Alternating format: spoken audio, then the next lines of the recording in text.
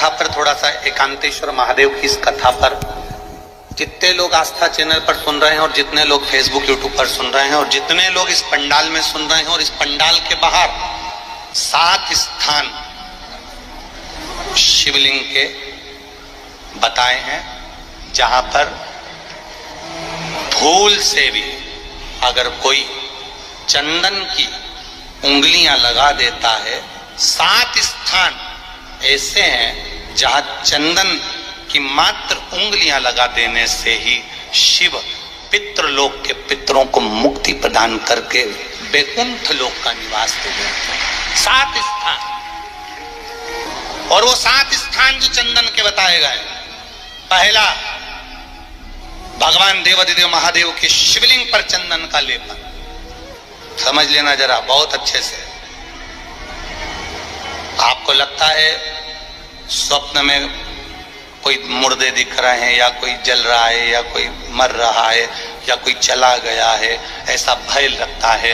बच्चों को मानी भेजूंगी ऐसा हो जाएगा, पति को मानी भेजूंगी ऐसा हो जाएगा, कोई हमारे कोई गलत तो नहीं कर रहा है, आपको लगता है। 7 स्थान चंदन के बताएं महाराज। पहला शिवलिंग, दूसरा जहां गणेश जी का स्थान है, मालूम है ना सबको, जम के बोलो जरा, मालूम है ना सबको, जहां गणेश जी का स्थान है वहां अलग से गणेश जी बैठे, वहां नहीं। शिवलिंग में जलाधारी के ठीक सामने राइट में गणेश, लेफ्ट में कार्तिकेय, बीच में अशोक सुंदरी। तो पहला चंदन बाबा के शिवलिंग पर, दूसरा गणेश जी पर चंदन की उंगली, तीसरा षडानंद कार्तिकेय पर चंदन की उंगली, चौथा अशोक सुंदरी पर चंदन की उंगली, पांचवा जलाधारी पर चंदन की उंगली, छठा जो शिवलिंग का जल बह रहा है इसके ठीक विपरीत की ओर चंदन की उंगली, और 7वां चंदन नंदी के मस्तक के ऊपर जो 2 सींग लगे रहते हैं उस पर चंदन की उंगली। ये कब लगाई जाती है?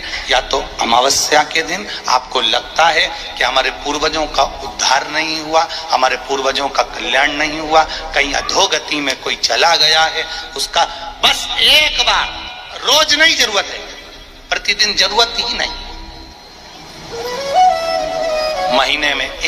महीने में एक बार अगर अमावस्या के दिन भी आपने चंदन के थोड़ा सा चंदन अगर मेरे देवाधिदेव महादेव को 7 स्थान पर समर्पित किया है।